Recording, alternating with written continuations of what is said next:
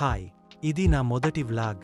నేను నా పేరు చెప్పదలుచుకోలేదు, కానీ నేను మీకు ఖచ్చితత్వంతో సమాచారాన్ని అందిస్తాను. దయచేసి నా ఛానల్ని సబ్స్క్రైబ్ చేయండి.